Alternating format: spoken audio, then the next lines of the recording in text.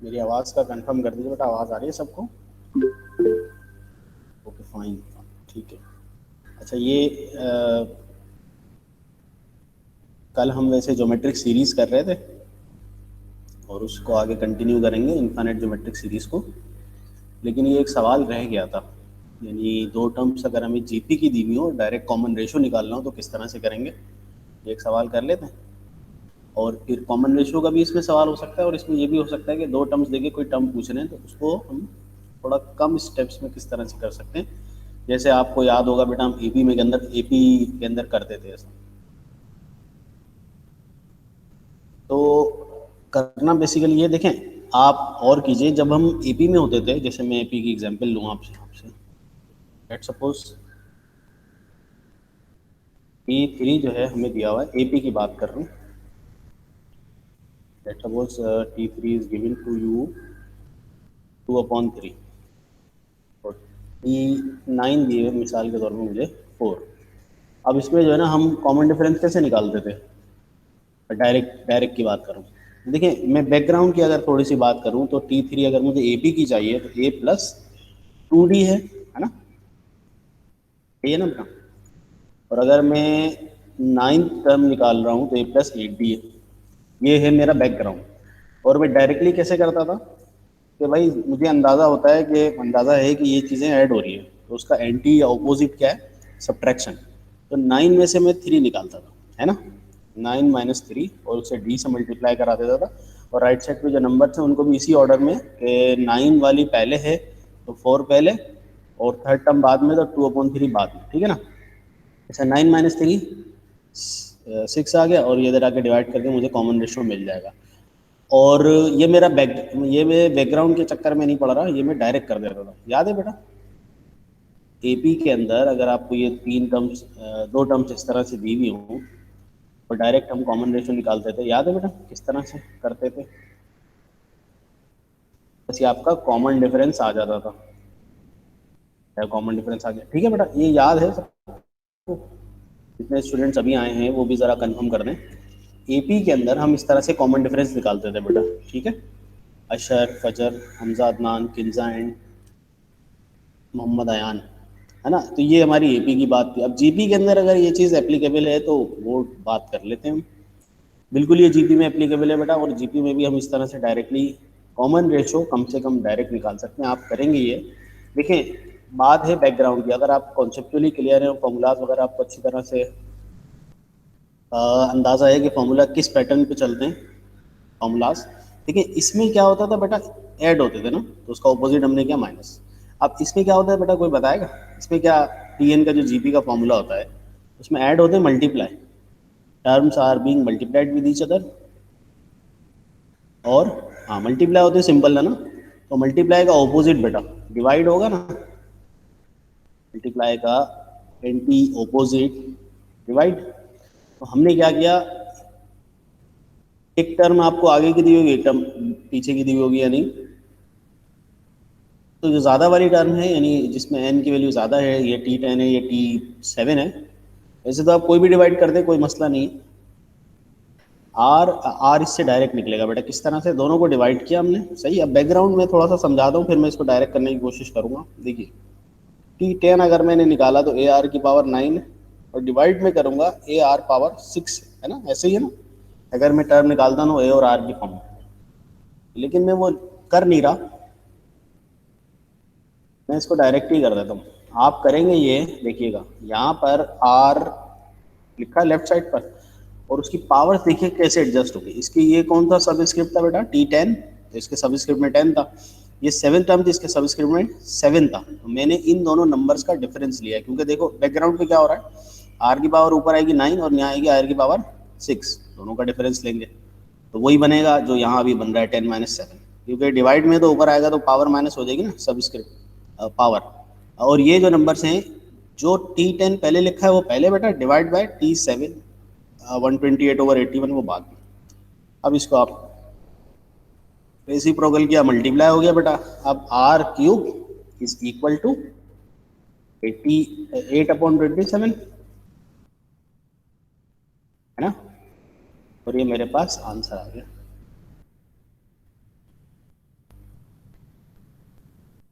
अब यहाँ तो प्लस माइनस नहीं होगा ना बेटा, इवन पावर होती तो प्लस माइनस हम सोचते हैं ना, अगर इवन पावर होती तो हम प्लस माइनस सोचते हैं ना बेटा, अभी तो यहाँ पर ये क्यूब है, तो क्यूब में तो पॉजिटिव नेगेटिव नहीं आएगा ना भाई, पॉजिटिव नंबर है तो उसका पॉजिटिव रियल क्यूब रूट होगा, और नेगेटिव नंबर होता है ये तो नेगेटिव रियल क्यूब रूट होता है ना, ऐसी बात थी ना बेटा। तो कॉमन रेशियो इसका आ चुका है बेटा 2/3, यानी कि ऑप्शन नंबर सी। इसमें किसी को कोई कंफ्यूजन है बेटा तो पूछ लें, या अगर ये नहीं समझ में आया तो बता दें बेटा। ये हमने ये किया है, जो स्टूडेंट लेट आए हैं, ये हमने ये किया है कि जैसे राइट स्लाइड में देखें आप, एपी के अंदर हम दो टर्म से डायरेक्टली कॉमन डिफरेंस निकाल लेते थे ना बेटा, अब हम क्या कर रहे हैं, डायरेक्टली कॉमन रेशियो निकाल रहे हैं using any two given terms of GP. सही है बेटा, इसमें अगर कोई क्लियर मसला है तो भी बता दें, और अगर ये क्लियर हो गया तो भी बता दें, मैं फिर आगे बढ़ूँ। यस बेटा।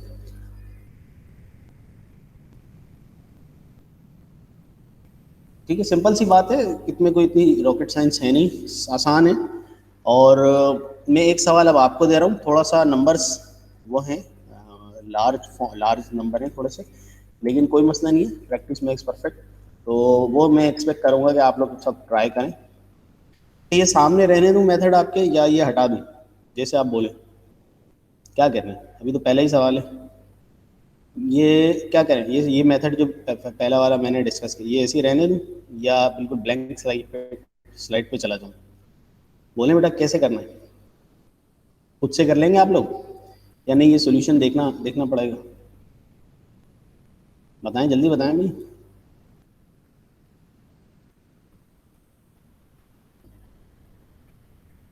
बोले भाई।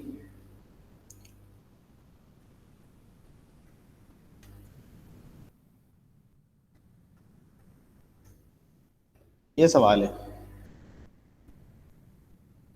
आपको दो टर्म्स दी हुई है बेटा जीपी की, और कॉमन रेशियोज का पूछा गया है आपसे, ये ज़रा निकाल लें बेटा, देखें क्या आ रहा है।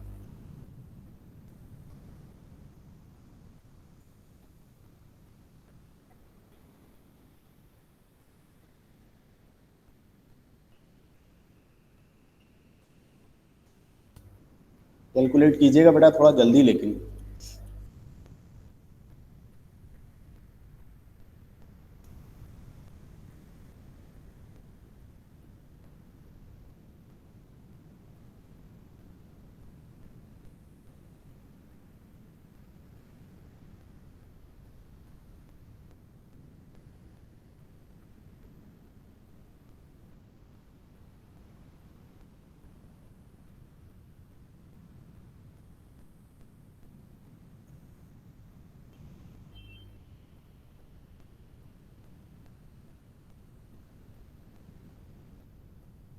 कॉमन रेशियो निकालें बेटा ज़रा, इसका क्या आ रहा है आपका।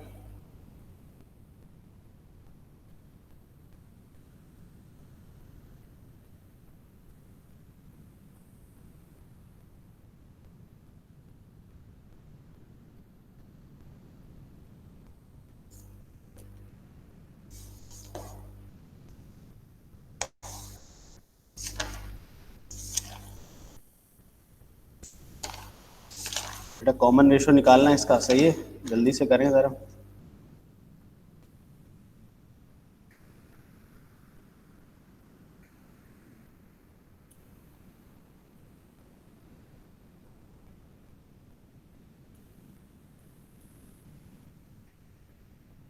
आंसर आया बेटा किसी का, कॉमन रेशियो।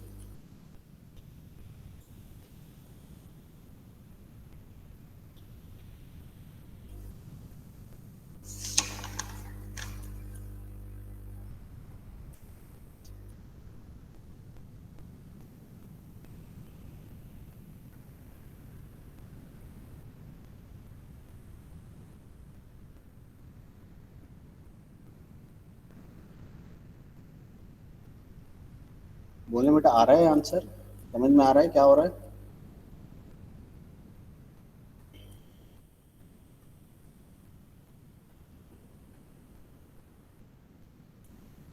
जी क्लास।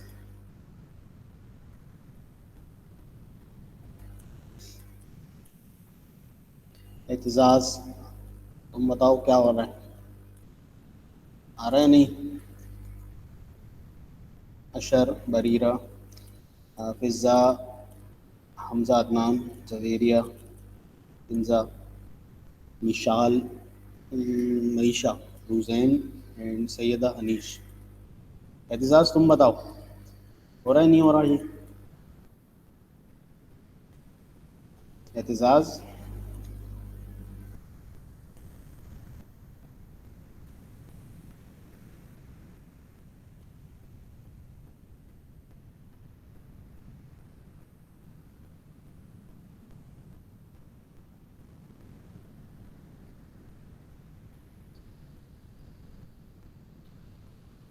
बाकी स्टूडेंट्स बेटा, फिज़ा बेटा ये समझ में आया क्या हो रहा है?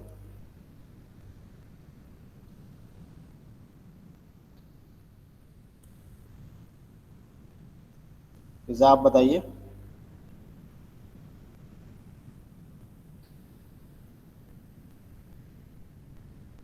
हाँ, माइनस हाफ आ रहा है। अच्छा, एक एक एक जवाब आया माइनस हाफ। बाकी स्टूडेंट भी कर लें, कंप्लीट कर लें, फिर देखते हैं। एहतिजाज तुम कहाँ गायब हो? अटेंडेंस मार्क मुश्किल होगी फिर मुझे अटेंडेंस मार्क करने में, अगर इस तरह से बिहेवियर रहा। अशर आप, वालेकुम सलाम। शाहजा, ये सवाल देखें, प्रीवियस फर्स्ट वाला देखो, इसमें डायरेक्ट कॉमन रेशो निकाल रहे हैं हम दो टर्म्स, और ये सवाल मैंने दिया है। अशर क्या हुआ, हुआ नहीं अभी तक ये? बी करेक्ट है बेटा, सही किन्जा। ठीक है अशर, कर लें, कंप्लीट कर लें, फिर बता दीजिएगा। हमजा माइनस हाफ आ रहा है, सही है, करेक्ट।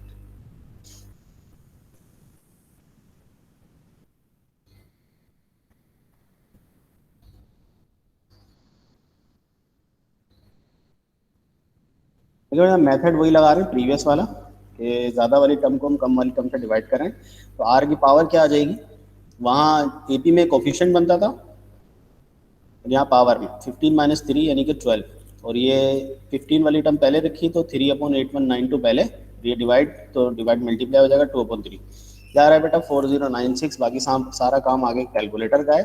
अब चूंकि बेटा देखिए गौर कीजिएगा, प्लस इवन नंबर है ना पावर में, इवन नंबर है तो हम दो पॉसिबिलिटीज रखते हैं, प्लस भी और माइनस भी। हाँ, ऑड में नहीं आती, ऑड में जो है प्लस है तो प्लस, माइनस है तो माइनस ही आएगी। इवन नंबर में इसका ख्याल रखिएगा, प्लस माइनस दोनों की पॉसिबिलिटी रखिएगा। अब वो ऑप्शन पे छोड़ दिएगा कि अगर उसने ऑप्शन में आपको प्लस हाफ माइनस हाफ दोनों दिए हैं, जैसे के टाइप एमसीक्यूज है, ओनली वन एंड टू, इस तरह का, तो फिर तो वो दोनों सही है, एक्सेप्टेबल है इस जीपी के हिसाब से। और अगर नहीं, जैसे इस ऑप्शन में नहीं है प्लस हाफ, तो आप उसको छोड़ दें, बस एक ही ऑप्शन फिर करेक्ट माना जाएगा इस डेटा के हिसाब से, ऑप्शन बी। ठीक है बेटा, आगे बढ़ते हैं। अब थोड़ा सा सवाल को चेंज कर रहा हूँ मैं।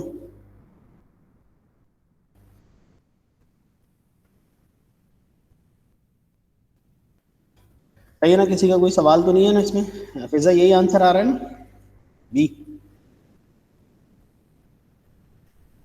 अच्छा आप बताइए एतजाज़। एतजाज़ मेरा ख्याल है आज की तो शायद अटेंडेंस, मेरा ख्याल है मुश्किल हो जाएगी। शहाब, दो चीज़ें डिस्कस की हैं भाई, सिर्फ दो टर्म्स अगर जीपी की दी हुई हैं, आगे आंसर। अच्छा, दूसरा वाला जो सवाल आगे का आएगा ना एतजाज़, तो आप उसमें बताएंगे तो फिर कुछ होगा आपका, ठीक है? शहाब देखिए, मैंने ये कहा कि दो टर्म्स अगर जीपी की दी हुई है, तो आप डायरेक्टली कॉमन रेशो, अगर सिर्फ कॉमन रेशो ही पूछा है तो फिर डायरेक्टली दोनों को डिवाइड करें, ज़्यादा वाली टर्म ऊपर रखें जिसका नंबर ज़्यादा है, कम वाली को डिनोमिनेटर में, तो यहाँ भी ये करस्पॉन्डिंगली डिवाइड हो जाएंगी टर्म। 10 - 7 करेंगे पावर में, आर की पावर 10 - 7 यानी कि 3, और ये जब सॉल्व करेंगे तो 8/27 आर आ गया हमारे पास। यही मैंने यहाँ किया है कि 15 टर्म को डिवाइड किया T3 से, यानी आर की पावर होगी 15 - 3 यानी कि 12, और ये सॉल्व करके आगे कैलकुलेटर का काम है। अब प्लस इवन पावर में हम डायरेक्ट प्लस माइनस हाफ दोनों की पॉसिबिलिटी रखते हैं कि अगर प्लस माइनस हाफ आ जाए तो। हाँ बस यही फ़र्क है, क्योंकि यहाँ पर जो टी एन का फॉर्मूला होता है ना, वो होता है ए प्लस ए आर की पावर एन माइनस, यानी मल्टीप्लाई हो होते हैं ना टर्म्स, तो उसका एंटी डिवाइड। एपी में प्लस होता था तो उसको डायरेक्टली माइनस करके निकाल देते। चलो आगे करते हैं। ये सवाल है बेटा मेरा, 6 टर्म और 10 टर्म दी हुई, अब रेशो नहीं पूछ रहा, 14 टर्म पूछ रहा है, तो इसका रेशियो तो मैं पहले पहले डायरेक्टली कैलकुलेट कर लेता हूँ, और ज़ाहिर है उसमें कैलकुलेटर का मेरे पास काम आएगा। T10 डिवाइडेड बाय T6, यानी कि r की power 10-6 which is R4, r की पावर 4, और ये -8 और ये पूरी टर्म डिवाइड होगी T6 से। रेसिप्रोकल क्या बेटा, 81/8 माइनस माइनस प्लस, तो ये आ गया। अब ये आगे कैलकुलेटर का काम है। अच्छा R4 है, तो वैसे मुझे पॉसिबिलिटी रखनी चाहिए प्लस माइनस की, और मुझे अंदाज़ा हो रहा है ऑप्शंस देख कर के हर हर रेशो जो है ना इसमें प्लस में रखा हुआ है बेटा, है ना। तो मैं 1/9 ही ले लेता हूँ, क्योंकि क्वेश्चन इस फ्लो में जा रहा है। अगर यहाँ माइनस की कोई पॉसिबिलिटी इसने रखी होती ना, तो फिर मैं माइनस वाला बिल्कुल लेता, लेकिन चूंकि ऑप्शंस इस तरह से पॉजिटिव, तो मैं नहीं ले रहा नेगेटिव वाला रेशो। बाकी वो एक्सेप्टेबल है, जहन में रखिएगा। नाउ कॉमन रेशो तक की बात तो पुरानी हो गई ना, ये तो हमने अभी तक की है बेटा, लेकिन यहाँ इसने कॉमन रेशो नहीं पूछा, 14 टर्म पूछी है। अब वही मैं एपी देखिए, मैं वही कहूँगा कि जब आप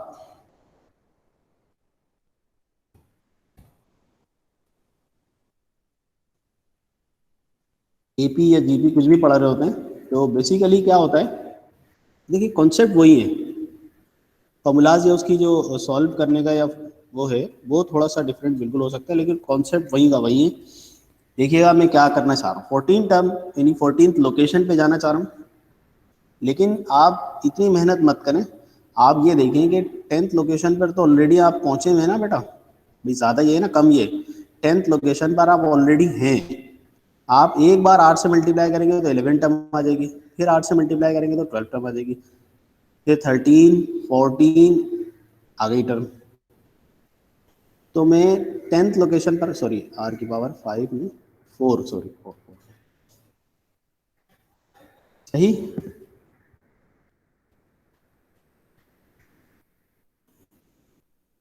10th लोकेशन पर हूँ मैं, एक बार मल्टीप्लाई किया 11 आ गई, दूसरी बार क्या 12, तीसरी बार क्या 13, चौथी बार क्या 14, और ये 5। जी बेटा, ये ना, ये बात समझ में आई बेटा, 14 टर्म पे हम 10 टर्म की मदद से कैसे पहुंच गए, ए करेक्ट है, राइट। समझ में आई बेटा, ये वाली बात समझ में आ गई सबको। अगर इसमें किसी को कोई कंफ्यूजन है, कोई मसला है, तो मुझे बता दें, वैसे बात बिल्कुल आसान सी है।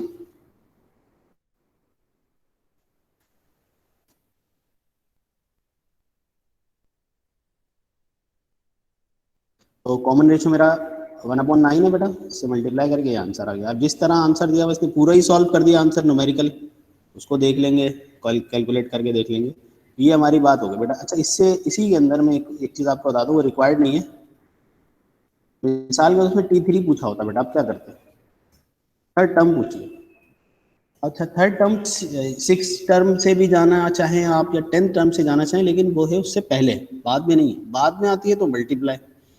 अगर आप किसी भी सीक्वेंस के बैकवर्ड आ रहे हैं, जैसे मिसाल के तौर पे 3 टाइम्स 9 27 81, ये मेरी एक जीपी है फॉर एग्जांपल।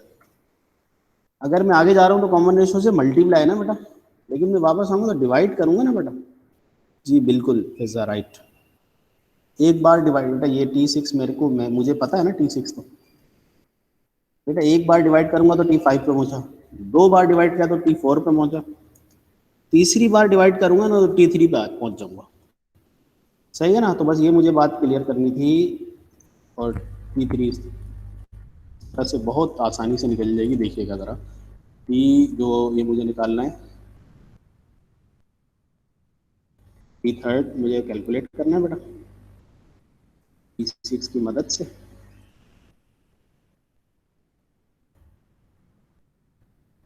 सही है ना बेटा, 6 टर्म क्या है आपकी, -81, -8/81 divide by R³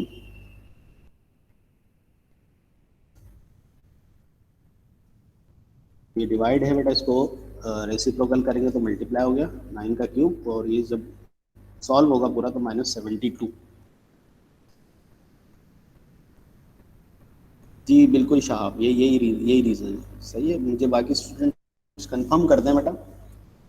Samiuddin, Hemant, अरवा, बरीरा, नकाश, रूजैन, बेटा आप बताओ, और समीउद्दीन, सैयद अब्दुल नाफिस।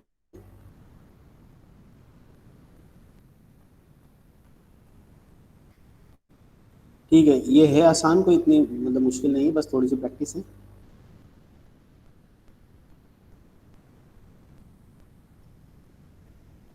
1/9। जी जी, कॉमन रेशो है, जी जी, अयान, मोहम्मद अयान। 1/9 कॉमन रेशो है ना, उसको रेसिप्रोकल करके सॉल्व कर लिया हमने। ये अच्छा, मैंने कल एक सवाल दिया था आप लोगों को करने के लिए।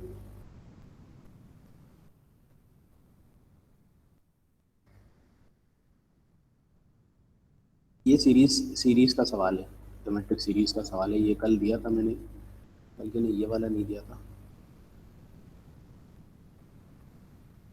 दूसरा वाला एक सवाल दिया था मैंने, 27 मीटर हाइट वाला, ये सवाल दिया था। Rubber ball is drop from on a floor from a height of 27 metre, इसका आंसर बताइएगा बेटा ज़रा।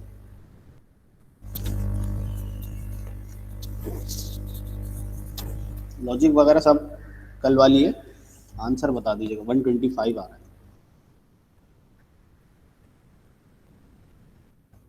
नहीं हो सकता, 54 समथिंग आ रहा था मेरे हिसाब से।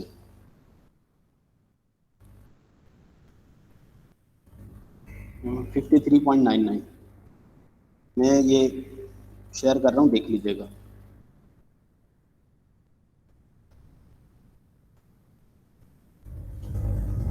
लेकिन सबसे पहले तो ये बात हो गई हमारी, ये तो ये जीपी इस तरह के 27 का जब आप 1/3 निकालते रहेंगे, तो 27 का 1/3 निकाला, 9 फिर 3 फिर 1 फिर 1/3, इस तरह से ये चलता रहेगा before hitting the ground for the. अच्छा, 7 टाइम है, तो 6 टर्म्स लेंगे, 1 2 3 4 5 6, 6 टर्म्स लेंगे, सही सही सही। सिर्फ 6 टर्म्स लेंगे 27 पे। जी जी, और आगे बोलें। सर मैं ये कह रहा हूँ कि आपने जो है सवाल में 2/3 बोला हुआ है और सॉल्यूशन में 1/3 लिखा हुआ है। हाँ हाँ हाँ, सही सही सही सही, ठीक है, 2/3 है। सीरीज चेंज हो गई है।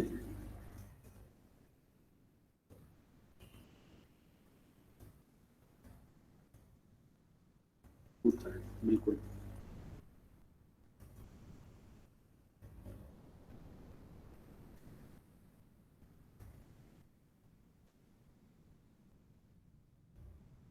पहली टर्म आ गई 18, 12 और 8। ठीक है, इस तरह से ये सिलसिला चलता रहेगा। अगर आगे मैं 6 टर्म्स तक जाऊंगा तो 6 टर्म्स का बस सम निकालना है। ठीक है ना बेटा। अगर हम 6 टर्म्स यानी 6 टर्म अगर मैं इसी तरह से आगे बढ़ के निकाल लूँ तो फिर वो टी एन या लास्ट टर्म वाला फॉर्मूला भी लग जाएगा, वरना ये भी सही है ना बेटा। ठीक है, मैं इसको 2/3 से पूरा जो है ना सॉल्व करके इसमें पीडीएफ में शेयर कर दूँगा। नहीं साहब, यहाँ नहीं करेंगे, क्योंकि वो 27 हमने जीपी का पार्ट ही नहीं बनाया ना। देखो, वर्ड प्रॉब्लम्स जो कल हम कर रहे थे या जो प्रीवियस क्लासेस में हम वर्ड प्रॉब्लम कर रहे थे ना, उसमें हम ज़बरदस्ती फर्स्ट टर्म उसको इन्फोर्स करा के इंक्लूड कर रहे थे जीपी में। दैट्स वाई वो एक टर्म बढ़ रही थी। अब तो 27 जीपी का पार्ट ही नहीं है ना, हमने वो अलग कर दिया। जब अलग कर दिया तो फिर एक टर्म ऐड नहीं होगी, फिर वो नॉर्मल जीपी रहेगी जैसे हम नॉर्मल वर्किंग करते हैं। सही है साहब, यहाँ ऐड नहीं होगा। उसकी वजह आप देख सकते हैं कि मैंने जो सीरीज बनाई है, 27 is not the part of the GP. ठीक है साहब।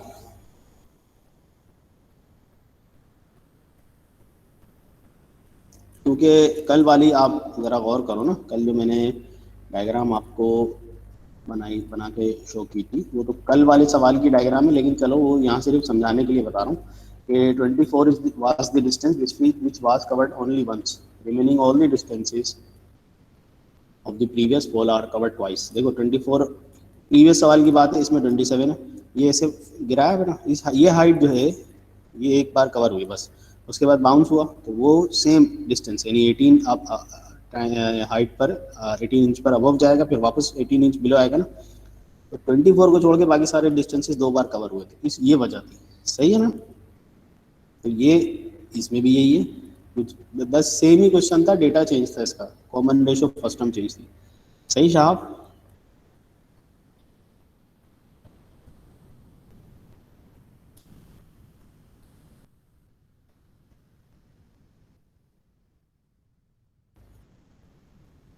+2 कहाँ किया मैंने भाई? 2 टाइम्स किए ना, सारी टर्म जितनी भी हैं वो 2 टाइम्स है ना। नहीं वो तो, अरे भाई सवाल पढ़ो ना, सवाल में क्या बोल रहा है भाई? हमने इतनी हाइट से ड्रॉप कर दिया तो वो डिस्टेंस एक बार कवर हुआ ना। जी जी फजर, राइट राइट फजर। अच्छा अब हम अपना बेटा टॉपिक स्टार्ट करते हैं। पहले मैं थोड़ा बहुत आपसे रिव्यू लेता हूँ बेटा, बल्कि नहीं, ये शुरू करने से पहले हमारे पास कुछ सवाल है बेटा, कल वाले सवाल। अ, कुछ सवाल तो सीधे सीधे ही थे, उसमें कुछ इतना मुश्किल मसला था नहीं।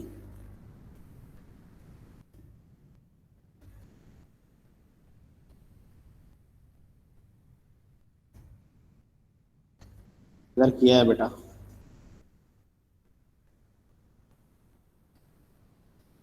कोई बात, मुझे अंदाज़ा नहीं होता आप लोगों का कि आप लोग कर भी रहे हैं नहीं कर रहे। मेरे पास नहीं चीज़ें पहुँचती तो मैं उसका वही मतलब समझूंगा। बहरहाल सेकंड टर्म दी हुई है बेटा, और फिफ्थ टर्म दी हुई है। सीक्वेंस बतानी है तो कॉमन रेशो और ये निकाल कर आप सीक्वेंस बता देंगे। अभी जो हमने आज स्टार्ट में सवाल किया था उसी टाइप का सवाल है। फर्स्ट टर्म दी हुई 3 और 8 टर्म दी हुई है, ठीक है। तो कॉमन रेशो और सम वगैरह निकालना इसका कोई मुश्किल नहीं है, बस एक ये चीज़ नहीं थी इसमें, प्रोडक्ट ऑफ फर्स्ट 8 टर्म्स। तो फर्स्ट 8 टर्म्स का अगर मुझे प्रोडक्ट निकालना है बेटा,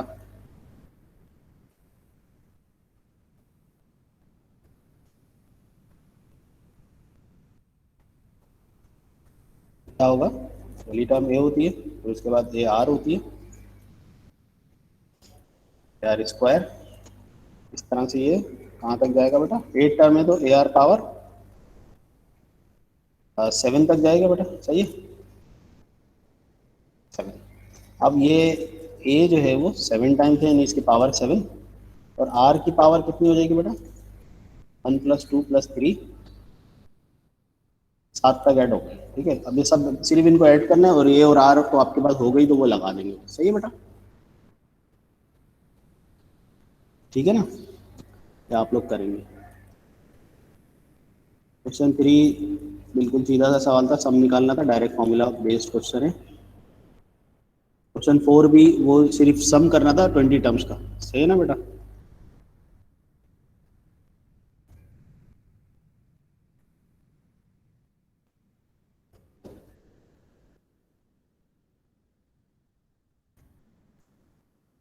ट्वेंटी टर्म्स का सिर्फ सम करना था बस, और कुछ भी नहीं।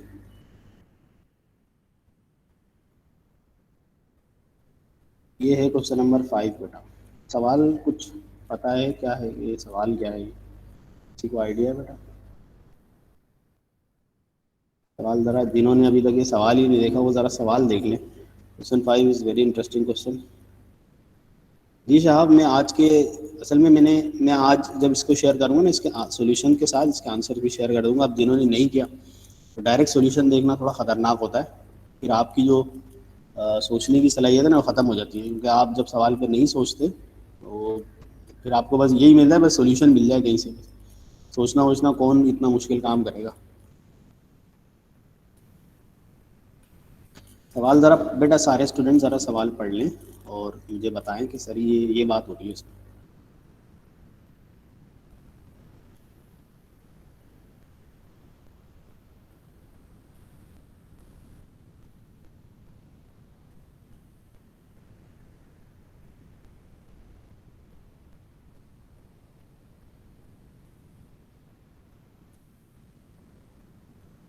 समझ में आ रहा है बेटा ये हो क्या रहा है?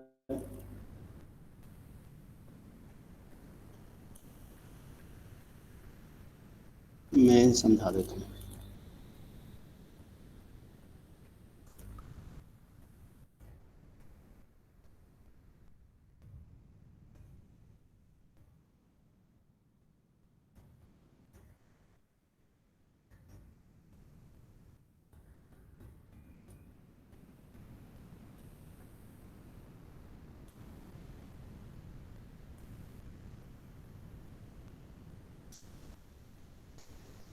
ये डायग्राम देखिएगा ज़रा बेटा,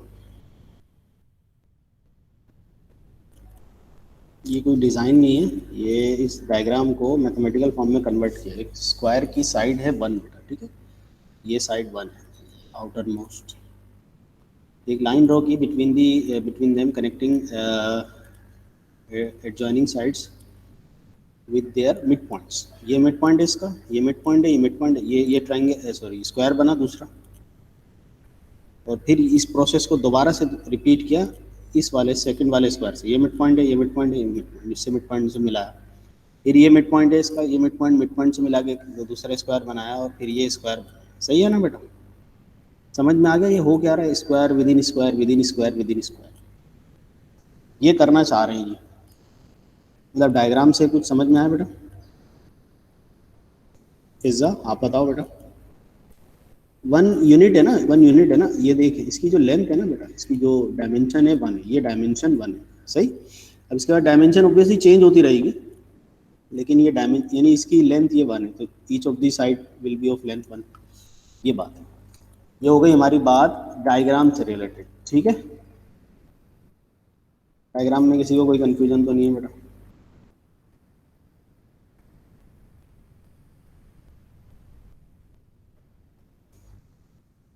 और स्टूडेंट्स बताएं बेटा, समीउद्दीन, एमन, बाकी आमना वगैरह सब आप लोग बताओ बेटा।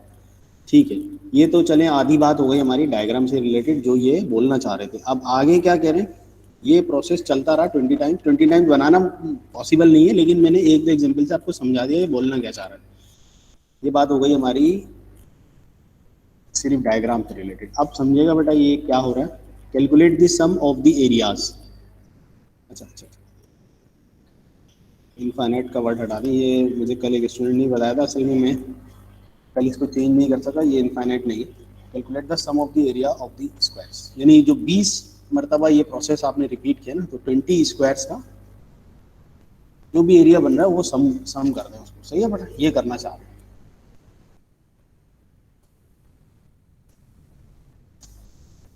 अच्छा, ये तो बात हमारी हो गई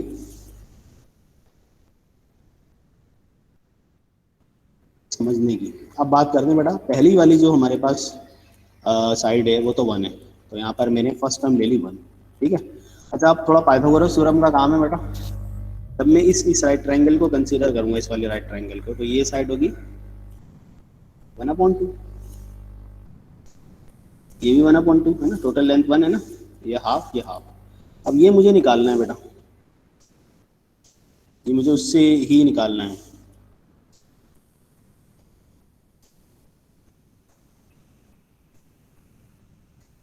पाइथागोरस थ्योरम से ये ज़रा कैलकुलेट करेंगे बेटा, ये लेंथ आएगी कितनी।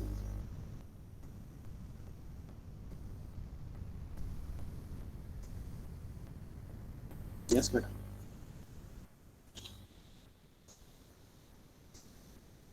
ये 1 है, सॉरी ये हाफ है, ये भी हाफ है, आधे हो गए ना मिड पॉइंट से, ये हाफ ये हाफ। अभी इस राइट ट्राइंगल में हाइपोटेन्यूज निकालना है। H is equal to under root, ये ज़रा मैं असल में डायग्राम असल जो है वो टॉपिक हमारा ये नहीं निकालना है, लेकिन ये हमारी मजबूरी बन गया अब निकालना। तो मैं डायग्राम में हर चीज़ नहीं लिख पा रहा हूँ, समझ लीजिएगा, और नहीं समझ में आया तो मुझे बता देगा, मैं वर्बली बता दूंगा बेटा। ठीक है।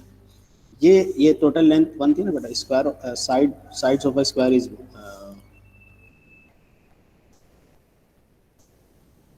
ठीक है बेटा, 1 यूनिट की। तो इसका ये हो गया हाफ और ये हाफ, अब क्या होगा हाफ का स्क्वायर,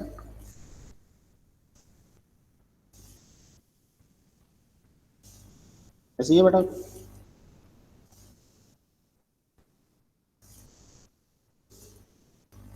ऐसे ही ना बेटा? जी जी जी बिल्कुल। तो ये हो गया हमारे पास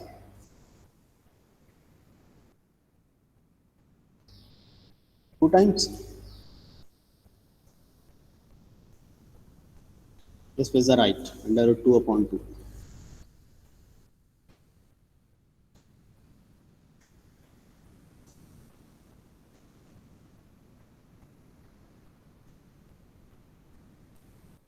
अंडर रूट 2/2 ये आ गया, या सिर्फ 1/√2 लिख दें। सही है बेटा? ये तो एक आ गया हमारे पास। अच्छा, अब दूसरा वाला निकालना है, तो दूसरा वाला इसी से निकलेगा बेटा।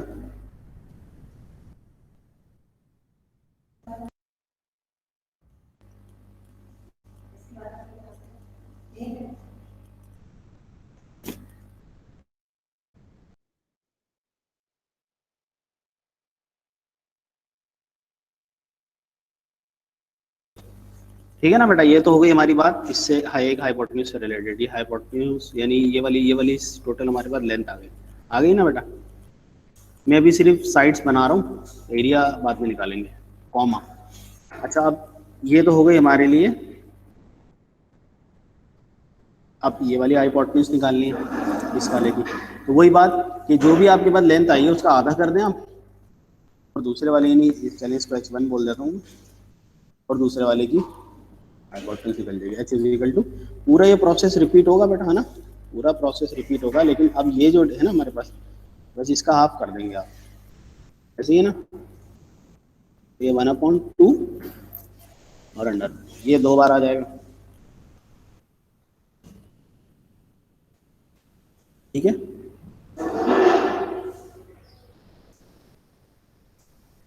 यानी यही सेम प्रोसेस ना रिपीट होता रहेगा। आधा क्यों किया बेटा, आधा इस वजह से, देखो फर्स्ट टाइम ये 1 यूनिट थी, हाफ लिया मैंने।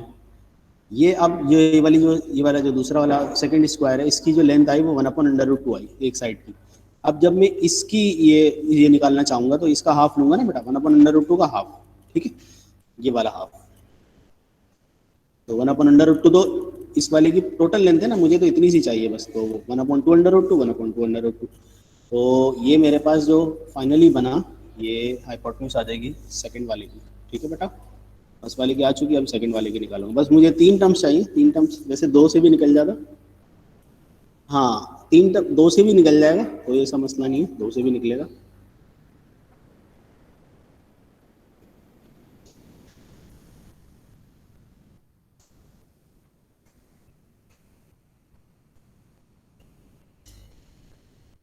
ठीक है, तो इसका फाइनल आंसर कितना बना बेटा, 1/2।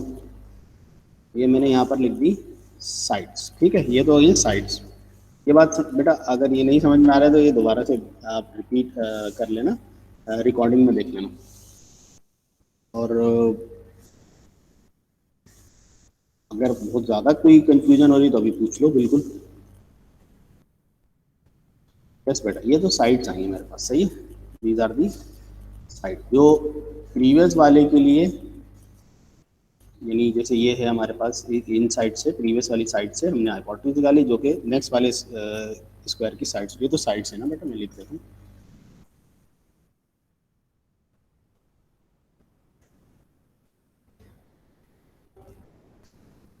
ये हो गई बात।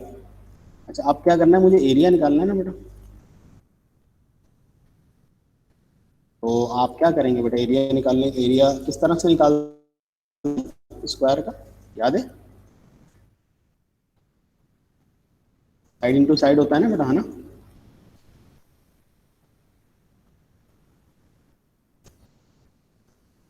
या साइड का स्क्वायर कर दें, ये बन गई मेरी, ये बन गया वो सीरीज जो मुझे करना था। साजा क्या रिपीट करें बेटा, आप बताओ जी, साजा माइक पे पूछ लो, मसला नहीं है।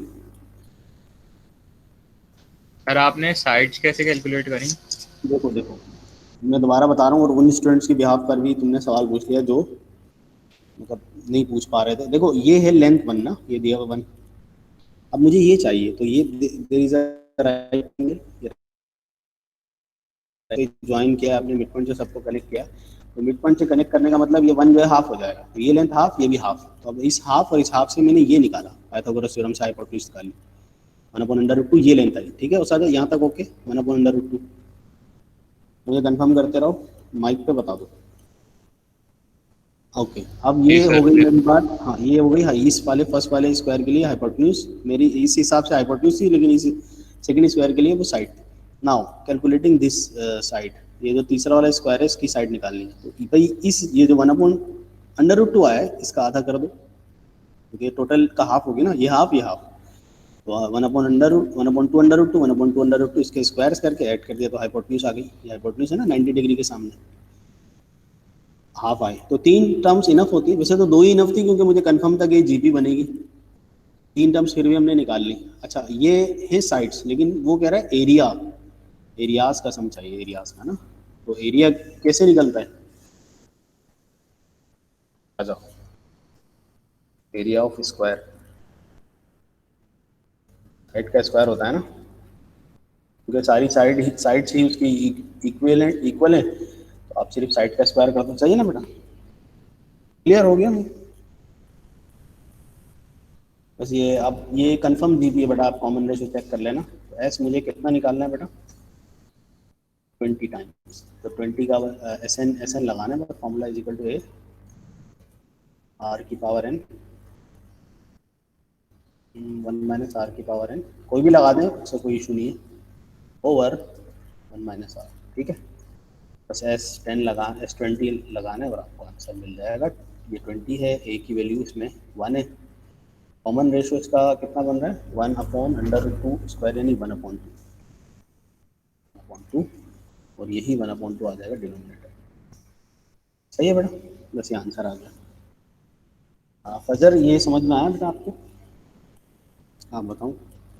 एंड किन्जा रूजेन, क्योंकि वो कल आपने उसमें लिखा था ना फजर के जरिए सवाल क्या है।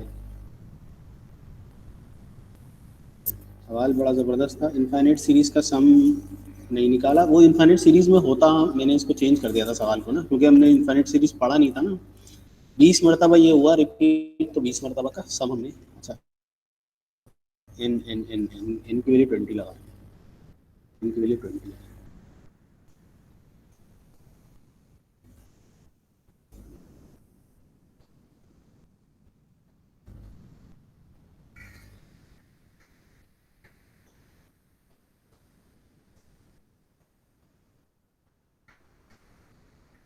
फिर ये अपॉन 2 आ रहा है। सही है बेटा।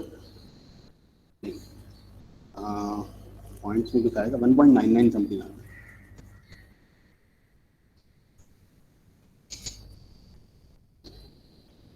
जी जी, फिर आप पूछिए।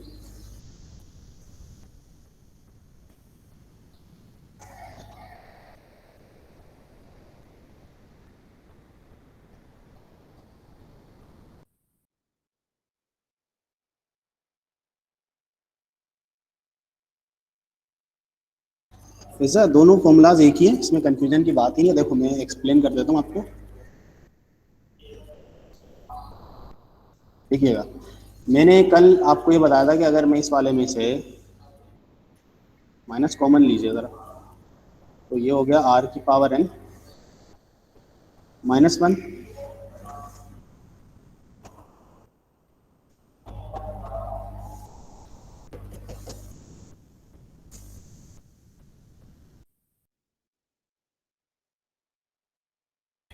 ठीक है ना फैसा? अब डिनोमिनेटर में से माइनस कॉमन लीजिए, तो यहाँ माइनस और ब्रैकेट में R-1 हो जाएगा। Both the formulas are exactly same. अगर आप इसको देखो, ये फॉर्मूला वही है। तो अब मैंने वो क्यों लगा दिया, मैंने इस वजह से लगाया, देखिए मैं रीज़न बता दूँ मैंने वो वाला क्यों लगाया। वैसे तो कोई भी लगा दें, फैसा ये थोड़ा जहन में रखिएगा, वैसे कोई भी लगा दें। अगर कोई आपसे ये कहता है कि वाला गलत है, यानी ये वाला लगे, कोई भी लगा दें, both the formulas are absolutely correct. और जो आपका आंसर आना है ना, वही आंसर आएगा, उसमें कोई वो नहीं है। आप करके देख लेना। लेकिन मैंने ऐसा क्यों लगाया, देखो बेटा, बात ये है कि आप इसमें ये वाला लगाते, दूसरा वाला ना, ये वाला फॉर्मूला इसमें, ये अप्लाई करके देखते हैं।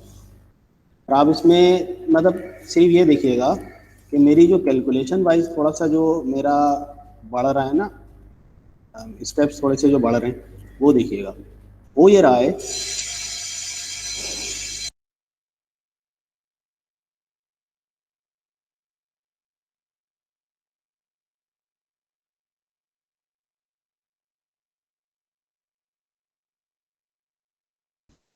देखिए हो ये रहा है कि अब मैं यहाँ लिखूंगा बेटा 1/2। 1/2 में से जब -1 करूंगा तो 1 के बड़ा है, तो -½ आएगा। तो डिनोमिनेटर में आ गया माइनस, और न्यूमरेटर में भी इसी तरह से माइनस आएगा।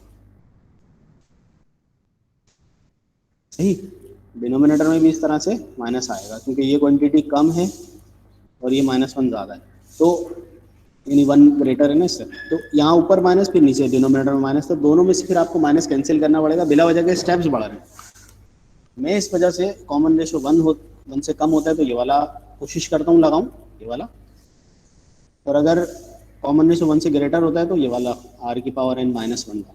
बाकी दोनों करेक्ट है बेटा, कोई भी कहीं भी लगा दें, कोई ऐसा नहीं है कि आपका आंसर गलत हो जाएगा या कुछ हो जाएगा। ठीक है फिजा? आई होप सो कि अब कंफ्यूजन नहीं होगी और अब कंफ्यूजन क्लियर हो जानी चाहिए।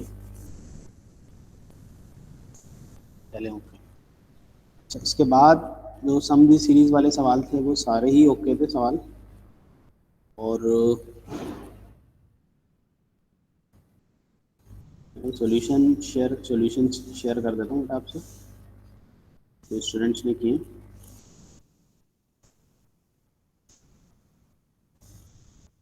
तो वो बिल्कुल सीधे सीधे ही सवाल थे, जिसमें इतना कोई मसला था नहीं।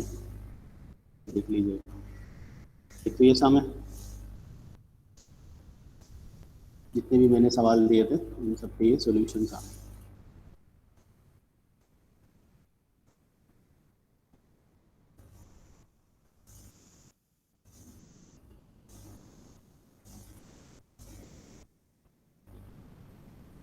डायरेक्ट फॉर्मूला बेस्ड क्वेश्चन थे बस, इसमें कोई इतना मुश्किल था नहीं।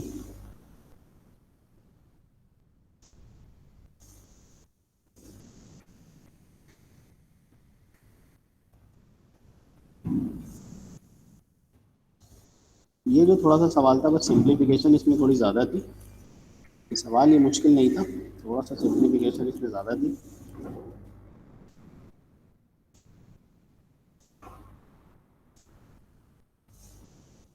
इनके लिए आ गई इसमें 6। ठीक है, एन निकाल लिया, उसके बाद फिर टी एन, ये टी एन 27।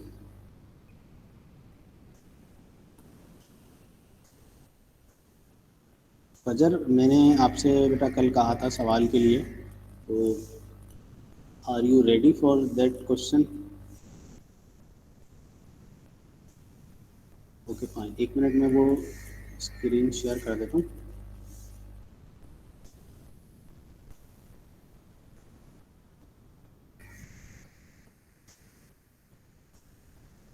ये इसी सीरीज़ में एक सवाल था, वो हमने सीरीज़ पढ़ी नहीं है, मतलब वो सीरीज़ हमने डायरेक्टली डिस्कस नहीं की। मतलब हमने इनफाइनाइट सीरीज, ये वाली सीरीज़ तो पढ़ ली है, ज्योमेट्रिक सीरीज़ पढ़ ली है हमने, लेकिन जो एक सवाल मैंने कल दिया था ना, वो डायरेक्ट सीरीज ज्योमेट्रिक सीरीज़ नहीं है। वो सवाल जो है ना इस तरह से था कि आपको कन्वर्ट करना था जीपी में, और उसके बाद फिर सॉल्व करना था। ये the only student in your class who was able to solve the particular question। Screen सबको विजिबल है बेटा? ये मैंने फजर से ही कहा था बेटा, आप एक्सप्लेन करोगे क्लास के अंदर, तो बी रेडी फॉर दैट। फजर बेटा स्टार्ट करें।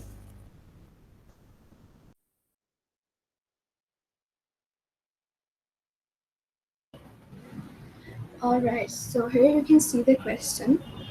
And question stages 7 plus 77 plus 777 up to n terms. So in this first step, you can see that I have taken common 7 from each term. And after taking 7 common from each term, you would be left with 7 in the bracket. You will be left 1 plus 11 plus 111 up to n terms. Now we will multiply and divide the series by 9. By doing so, you will get the following. Excuse me Fajr, what is the reason to multiply and divide? Why we can't multiply by 8 or any some other number? Why only 9? Alright, sir, basically the reason was to get, as you can see further, 9 plus 99, this whole series, because once you have this, you could write it as into 10 minus 1 and 100 minus 1. And after writing this, we could easily convert this into GP, having common ratio 10. Basically, our target is to convert this into geometric progression. That's why we have divided by 9. So to solve further, after we have converted. Let's suppose the question was 0.9 in 0.99 in point. So what would be the precise step? And then 0.9, if I say that 0.9 and 0.99. 0.9. We would be dividing by then 1 upon 10 and 1 upon 100. 1 upon 10, okay. Yes. Carry on, please. Okay. Then in here, okay, so to solve further, we will separate the terms bring 10 multiples together and ones together.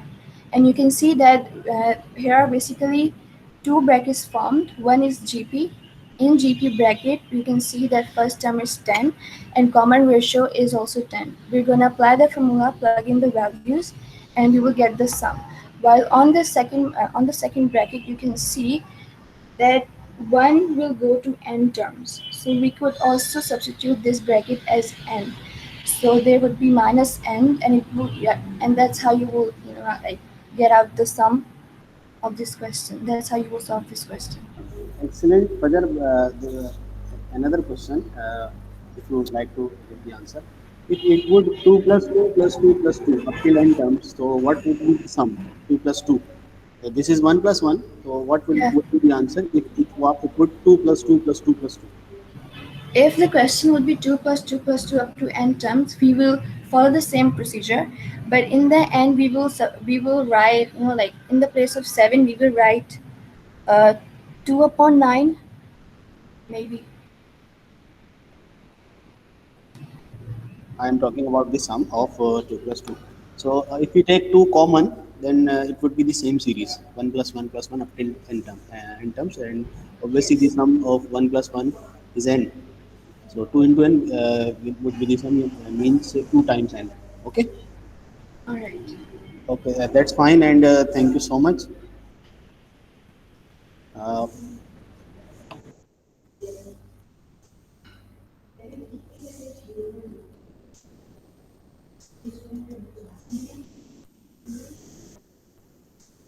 बेटा ये सवाल था मेरे पास, और इस series को जो sum up करने का असल में प्रॉब्लम था ना, वैसे तो ये CRQ लेवल है, ये तो ध्यान में रखिएगा आप, लेकिन मसला ये है कि अगर इसके कोई स्टेप्स पूछ लें ना तो फिर हम प्रॉब्लम में आ सकते हैं।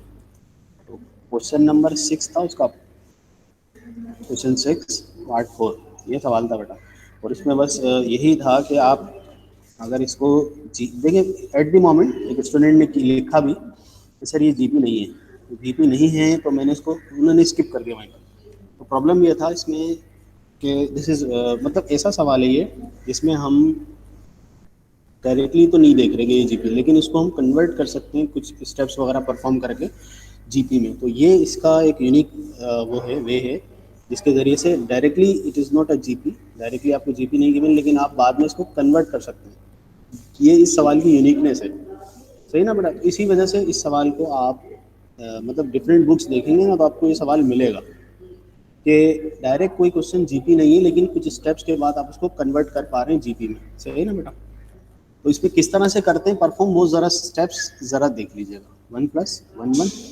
अच्छा, इसमें 9 ही इस वजह से आ रहा है, फजर ने बिल्कुल सही कहा था कि सर 9 से ही जो है ना हमें GP में कन्वर्ट होने का मौका मिलेगा, इसके अलावा कोई पॉसिबिलिटी ही नहीं है। ये वजह है बेटा 9 से मल्टीप्लाई डिवाइड कराने की, और बिल्कुल सही इन्होंने कहा था सर 9 से मल्टीप्लाई डिवाइड होगा, तो 9 से मल्टीप्लाई डिवाइड ही करने के बाद ये GP में कन्वर्ट होगा, उसके अलावा कोई पॉसिबिलिटी ही नहीं है। ठीक है बेटा, ये थोड़ा ध्यान में रखिएगा। ये हो गया 999, ठीक है, 2 टर्म्स। अब GP में कन्वर्ट करने के लिए एक स्टेप अवे हैं हम बस। ये जो 9 है कैसे लिखा था बेटा, 10 माइनस 1, और इसको मैंने कैसे लिखा था बेटा, कैसे लिख सकता हूँ मैं, 100 minus 1। In the same way ये 1000 माइनस 1 है ना, 2 टर्म्स। बस आप पॉजिटिव टर्म्स को अलग करें, नेगेटिव टर्म्स को अलग करें, आपका मसला हल हो गया। 100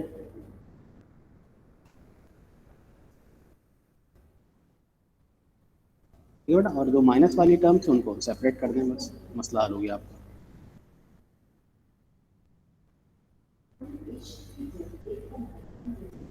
माइनस बेटा कॉमन, और यहाँ पर आ जाएगा 1 1 1।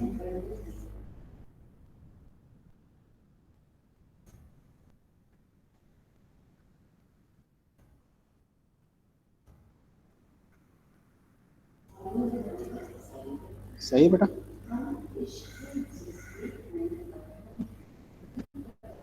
और ये मेरे पास 7/9 तो ऐसे का ऐसे ही है। ये कंफर्म GP है बेटा, ये कंफर्म GP है, ये कंफर्म GP है विद बेटा A की वैल्यू 10 है बेटा, और कॉमन रेशो भी इसका 10 ही है।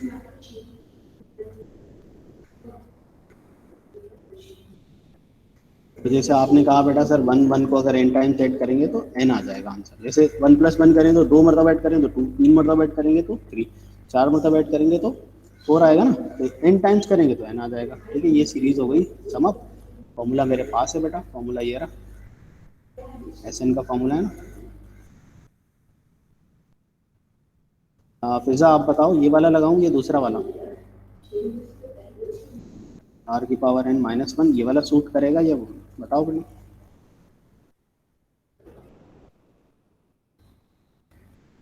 हाँ pizza, which one is suitable और यस, कोई भी वैसे तो लगा दें। मैं वैसे पूछ रहा हूँ, जो मैंने रीज़न बताया था ना कि माइनस हमें ना डील करना पड़े और एक स्टेप हमारा बच जाए माइनस कैंसिल करने वाला। तो ये वाला ज़्यादा, इसका कॉमन रेशो 1 से ग्रेटर है तो ये वाला ज़्यादा प्रीफरेबल है। वैसे तो कोई भी लगा दें, इसमें कोई इशू नहीं है। ठीक है बेटा, बात कर चुके हैं कि कोई भी लगा दें सर, कोई ऐसा मसला नहीं है। सही, और n टाइम्स तक जा रहे हैं, ये बस यहाँ पर फॉर्मूला लगाना है बस। ये 10 है, यहाँ 10 की पावर बेटा n, दिस इज 10 माइनस, और ये बस सम हो गया। बस इसको सिंप्लीफाई आप करते रहें इसको, 10 की पावर n+1 हो जाएगा बेटा, -10 डिवाइड में 9, ओवरऑल एलसीएम, और बस हमारा मसला -9 है। 9 7 7 दा ये 9 9 दा 81, और ये बस सम हो। थोड़ा अजीब सा समझ आ रहा है। ठीक है बेटा, अब इसकी थोड़ी प्रैक्टिस क्वेश्चन आप करेंगे ना। यस यस रुझेन, वो जो 9 से मल्टीप्लाई डिवाइड करने वाला है ना बेटा, देखो मैं लिख कर बताता हूँ आपको। यस, देखिए बेटा, ये सवाल अगर मेरा होता ना,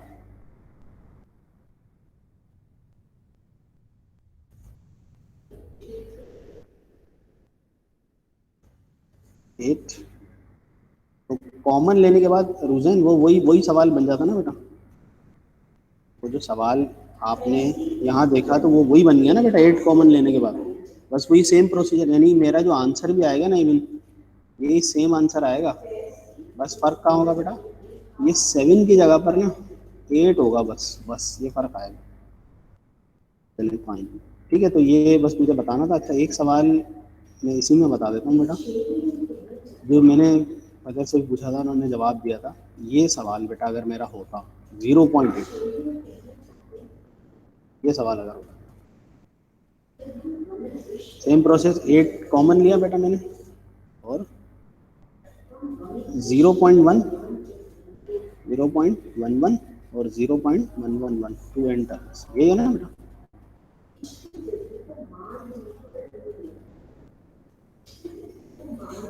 इसको ना बेटा आप, ये जो ये है, इसको आप ऐसे लिख सकते हो 1 माइनस 0 पॉइंट,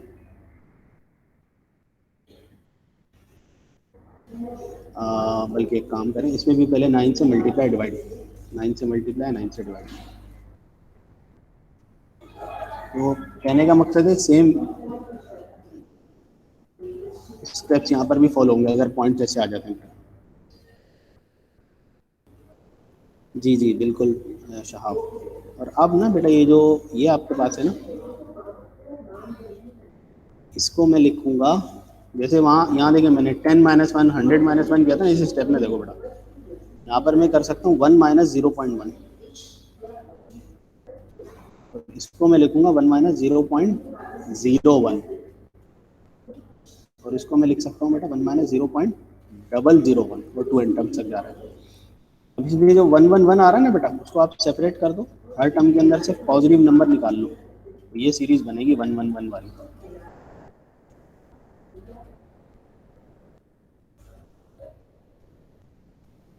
और माइनस अब कॉमन लो बेटा, माइनस यहाँ बचेगा 0.01, पहले 0.1 बचा, फिर 0.001, उसके बाद फिर ये वाला, इसमें से भी माइनस कॉमन,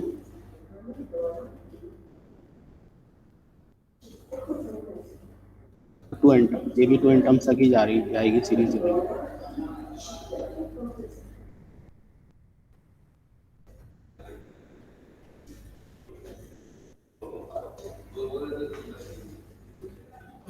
अब जो 1 1 1 वाली है, ये जो है इसका सम है n, का सम है बेटा n, है ना, और ये dp है, ये dp बनी बेटा कंफर्म विद a की वैल्यू 0.1 और कॉमन रेशो भी यही है इसका।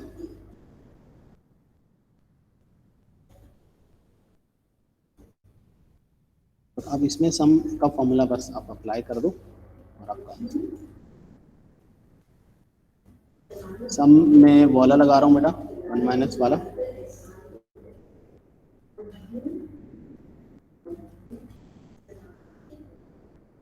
तो ये 0.1 और 1 माइनस बेटा 0.1 की पावर n, तो डिवाइड में 1 माइनस 0.1। ठीक है बेटा, फर्दर इसे सिंप्लीफाई कर लेंगे और आंसर आ जाएगा मेरा। ठीक है, ये हो जाएगा 0.9 और ये बस आंसर। ठीक है ना बेटा, ओके। अच्छा, आज का टॉपिक स्टार्ट करते हैं, 9 बज गए, 5 मिनट बाद स्टार्ट करें बेटा। ठीक है ना, 8 से 9 हो गए, 5 मिनट बाद स्टार्ट करते हैं आज का टॉपिक, 9:05 पर, सही है बेटा।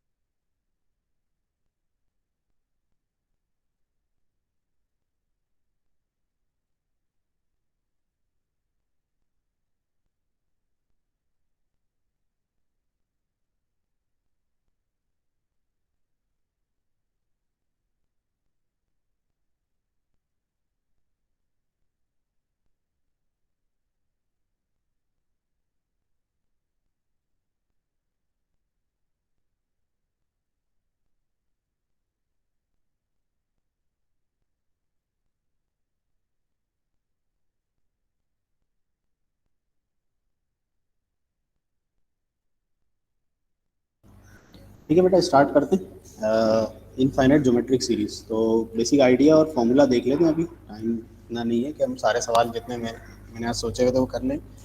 चलिए जितने भी होते हैं, बेसिक आइडिया समझिएगा बेटा। अच्छा, ये किसी ने नाम सुना है बेटा इस जीनोस पैराडॉक्स? किसी ने नाम सुना है बेटा? अगर यस या आपको इसके बारे में कुछ थोड़ी बहुत भी नो हाउ है तो मुझे बताइएगा, अगर है तो। या आपने नाम ही सुना है तो भी बता दें, सर सिर्फ नाम ही सुना है। फिजा कुछ है आइडिया? अगर माइक पे बता दो वैसे ही।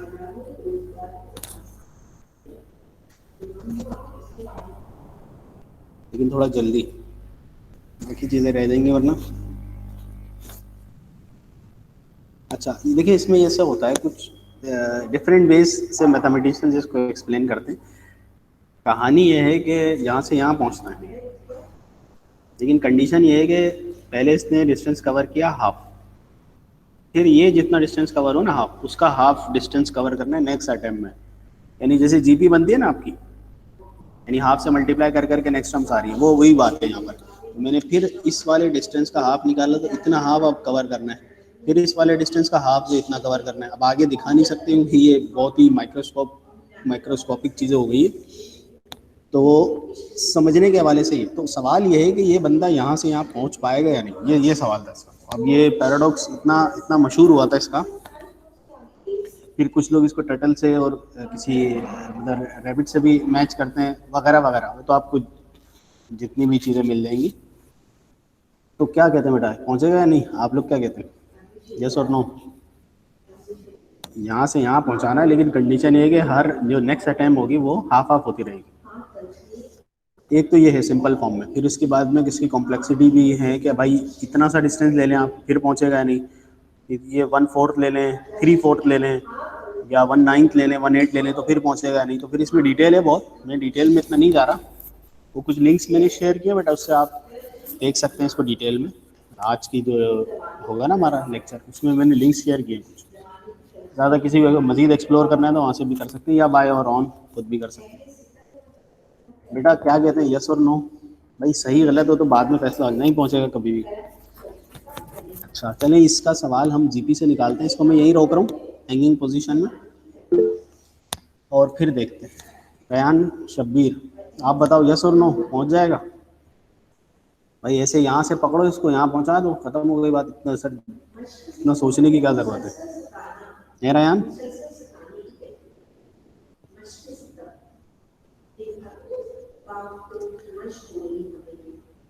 चलें बेटा, इनफाइनाइट जीपी को प्रॉपरली स्टार्ट करते हैं। ये तो एक उसकी प्रैक्टिकली चूँकि एक एग्जाम्पल इसकी पॉसिबल थी तो वो मैंने बताई। लेकिन नंबर ऑफ टर्म्स ना यहाँ पर ऐसे होंगी, इसको मैं यहाँ से हटा रहा हूँ फिलहाल। नंबर ऑफ टर्म्स ऐसे होंगी जो आप काउंट नहीं कर सकते, और जाहिर है जो चीज़ हमारे लिए काउंटेबल नहीं होती तो हमारी पहुँच से आगे निकल जाती है। तो हम उसको कह रहे हैं, क्या बोल रहे हैं कि number of terms are approaching to infinity ना, यानी नंबर ऑफ टर्म्स जैसे इनफाइनाइट ही है। देखिए एग्जाम्पल हो गए बेटा, इसमें कॉमन रेशो बेटा 2 है, यानी 1 से ग्रेटर है।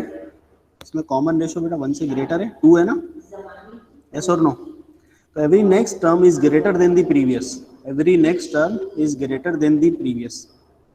आप जरा गौर करें, 2 के बाद 4, 8, 16, 32, तो every next term is greater than the previous. तो इसी वजह से मैंने क्या लिखा बेटा, इंक्रीजिंग ज्योमेट्रिक सीरीज। सही है, इंक्रीजिंग सीरीज आ गई ना समझ में बेटा? इंक्रीजिंग सीरीज क्या क्या हो रहा है?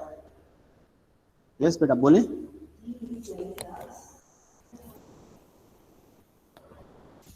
अच्छा अब आप मुझे बताइए कि इन्फिनिटी तक अगर मैं इसको सम करना चाहूँ, पॉसिबल है सम करना इसका या नहीं, ये बताइएगा। ये बहुत काम का सवाल है बेटा, इन्फिनिटी करना पॉसिबल है, सम करना या नहीं, इसका सम निकलेगा या नहीं बेटा? अब देखिए हर टर्म बढ़ रही है, every next term is greater than the previous, तो इसका सम पॉसिबल नहीं है, क्योंकि इसके अंदर आगे जाके इतनी बड़ी बड़ी टर्म्स आनी शुरू हो जाएंगी जो कि इन्फिनिटी को अप्रोच कर रही है, यानी इसका सम नहीं निकल सकता। ठीक है बेटा, तो ये अगर कोई एमसीक्यू में बोले और इसको बोलते हैं डाइवर्जेंट सीरीज, तो ये ख्याल रखिएगा कि if we have got divergent series, और डाइवर्ज करने का मतलब every next term is greater than the previous, हर अगली टर्म पिछली वाली टर्म से ग्रेटर है, यानी कि वो सीरीज डाइवर्ज कर रही है। तो डाइवर्ज करेगी तो कभी भी सम नहीं निकल सकता इन्फिनिटी तक। हाँ आप चाहें सर आप जी फिर आप चाहें सर मुझे 50 टर्म का सम मिल जाए या 50,000 या 5 लाख टर्म्स का सम मिल जाए, वो पॉसिबल है। We are talking about infinity, number of terms are infinite. ठीक है, अगर नंबर ऑफ टर्म्स इनफाइनाइट है तो पॉसिबल नहीं है बेटा डाइवर्जेंट सीरीज का सम निकालना। नंबर ऑफ टर्म्स फाइनाइट है तब पॉसिबल है। ठीक है, ओके बेटा, ये बात समझ में आ गई। तो for divergent series we are very clear that we can not find the sum. Is it clear? For divergent series we are very clear that we cannot find the sum। ये बात हो गई डाइवर्जेंट। अब मैं दूसरी बात कर रहा हूँ बेटा, ये अलग अलग सीरीज है, इस ये अलग रखिएगा इसको। ये है डिक्रीजिंग। डिक्रीज क्यों कर रही है बेटा? कॉमन रेशो 1 से ग्रेटर है। डाइवर्जेंट ओसाजा means every next term is greater than the previous. तो हर अगली टर्म जब आने वाली बढ़ रही है प्रीवियस वाली से, तो ये सीरीज जो है ना मतलब डाइवर्ज कर रही है। डाइवर्ज का मतलब आप सम नहीं निकाल सकते इसका, सही है? ये मतलब यानी ये कीवर्ड है, सीरीज के लिए यूज होता है, इसका मतलब सम नहीं निकल सकता इसका, इन्फिनिटी तक इसका सम नहीं निकलेगा कभी भी। सही है बेटा Shahab and Saja? Divergent means के हर टर्म बड़ी हो रही है तो आप इन्फिनिटी तक इसका सम पॉसिबल ही नहीं निकालना। हाँ, आप डिक्रीजिंग की बात करते हैं बेटा, डिक्रीज में क्या हो रहा है? Every next term is less than the previous. भाई 1 थी, हाफ हो गई, फिर 1/4 हो गई, एग्जाम्पल के तौर पे ये। और ऐसा कब होगा बेटा? सिर्फ उस वक्त जब आपका कॉमन रेशो 1 से कम होगा। ये कन्वर्जेंट सीरीज है और इसके अंदर बिल्कुल पॉसिबल है आप इसका सम फाइंड आउट कर सकते हो, और यही हमारा टॉपिक है, तो ख्याल रखना बेटा। इसमें क्या ख्याल रखना है कि only the convergent series can be sum up. सिर्फ वो सीरीज सम अप हो सकती है जिसमें नंबर ऑफ टर्म्स क्या है, सॉरी नंबर ऑफ टर्म्स तो इनफाइनाइट है लेकिन कॉमन रेशो 1 से कम है, तो सम अप हो जाएगी, अदरवाइज नहीं होगी बेटा। ये थोड़ा ख्याल रखना, ठीक है। एक तो ये बात हो गई हमारी कि डाइवर्जेंट सीरीज का सम नहीं निकलेगा, कन्वर्जेंट सीरीज का सम निकलेगा, ये बात हो गई हमारी। Clear? Now next, divergent convergent दो वर्ड मैंने नए आपको दिए। ये वर्ड डायरेक्टली भी यूज हो सकते हैं, यानी कोई एमसीक्यूज में बोल देगा डाइवर्जेंट सीरीज का सम निकल सकता है नहीं, तो आप कहेंगे no sir it is not possible. Convergent series का सम निकलता है कोई पूछे, yes sir it is possible, why? उसका रीजन अभी हम आगे डिस्कस करते हैं। यहाँ तक बता दीजिए कॉन्सेप्चुअली बेटा सारी बातें क्लियर है? अच्छा, कन्वर्जेंट सीरीज के कॉमन रेशो को मैं ऐसे भी लिख सकता हूँ, ये मैंने लिखा ना बेटा, जरा देखिएगा। कन्वर्जेंट सीरीज को के कॉमन रेशो को मैं ऐसे भी लिख सकता हूँ, ये की वर्ड है कि कॉमन रेशो अगर आपका 1 से कम, मैंने भी बोला ना 1 से कम, तो अगर उसका मॉड भी लें और मॉड भी उसका 1 से कम आ रहा है ना, जैसे मिसाल के तौर पे फॉर एग्जांपल मेरे पास ये सीरीज होती कुछ इस तरह से, देखिएगा बेटा, ये है माइनस या माइनस। अब इसका कॉमन रेशो क्या है बेटा? माइनस है ना, माइनस हाफ। इसका भी सम निकलेगा, कोई इशू नहीं है। इसका कॉमन रेशो माइनस हाफ है ना, ये भी कन्वर्जेंट सीरीज है, इसका भी सम निकलेगा बेटा, ठीक है, इसमें कोई प्रॉब्लम नहीं है। बस कहने का मकसद जो यानी यहाँ पर जो हम बात अभी डिस्कस कर रहे थे कि कॉमन रेशो का मॉड लें आप, और मॉड 1 से कम होना चाहिए। और दूसरे अल्फाज में बेटा, क्योंकि आगे मेरे पास एक एमसीक्यू है जो मैं इससे करवाऊंगा आपको, दूसरे अल्फाज में आप ऐसे बोल सकते हैं कि कॉमन रेशो -1 से ग्रेटर और 1 से कम, क्योंकि आगे एक एमसीक्यू है मेरे पास ऐसा जो इस नॉलेज से होगा, -1 और 1 से 1 के इन बिटवीन आर रहेगा, तो सीरीज का सम निकलेगा, इनफाइनाइट डिक्रीजिंग सीरीज का अदरवाइज नहीं निकलेगा। ठीक है बेटा, ये बात हो गई हमारी। एक मैं एग्जांपल दे देता हूँ आपको, तो आप क्लियर होगा। ये मैंने डायग्राम अभी आपसे एक शेयर की थी, मिसाल के तौर पर ये एक स्क्वायर है बेटा, इसकी डायमेंशन है हाफ और हाफ, फिर इसके अंदर ये इनफाइनाइट ऐसे इनफाइनाइट स्क्वायर्स बनते जा रहे हैं। क्या सम होगा? हम इसका ये जो हम अभी पढ़ने वाले हैं ना बेटा, इसका सम मैं बिल्कुल निकाल सकता हूँ। या ऐसे मेरे पास कोई दूसरी डायग्राम है, मेरे पास पहले इसका जो है ना यहाँ पर जैसे पूरी ये लेंथ भी मेरे पास, लेट्स सपोज इसकी side of the square is 1, ये हाफ हो गई, फिर 1/4, फिर 1/8, 1/16, 1/32, 1/60, ये सीरीज इनफाइनाइट तक जा रही है। तो ये आप यकीन करें ये पूरा बॉक्स इसके बिल्कुल पैरेलल में ना, इक्वल है।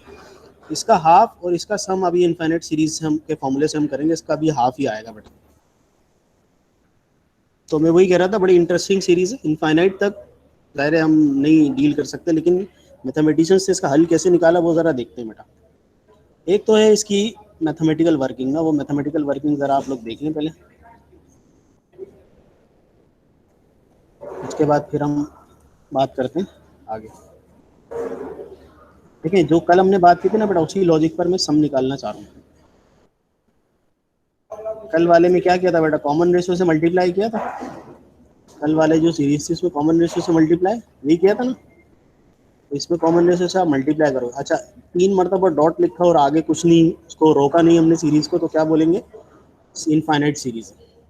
3 मरतबा डॉट आगे, जैसे यहाँ 3 मरतबा डॉट है ना, देखो 3 मरतबा डॉट है और आगे सीरीज को रोका नहीं है, इसका मतलब क्या है, इनफाइनाइट सीरीज है। ठीक है, अब देखना बेटा, कॉमन रेशियो जब कल वाली बात है, कॉमन रेशियो से मल्टीप्लाई किया था, वहाँ फाइनाइट थी, यानी ए आर पावर एन पे रुक गई थी, n-1 पे रुक गई थी, यहाँ रुकेगी नहीं, ये सीरीज इनफाइनाइट तक जाती रहेगी। कल वाला मेथड रिकॉल करें बेटा, दोनों को क्या किया था, माइनस किया था। कल वाला मेथड रिकॉल करें बेटा ज़रा जल्दी से, यस और नो। कल वाला मेथड जिनको याद है, जिसमें हमने सीरीज का सम निकाल लिया था, उसमें दोनों को माइनस कर दिया था, यस और नो बेटा जी। अब देखो बेटा, जब मैंने इन दोनों को माइनस किया तो सीरीज तो इनफाइनाइट तक जा रही है, तो सारी इनफाइनाइट टर्म्स कैंसिल हो जाएंगी।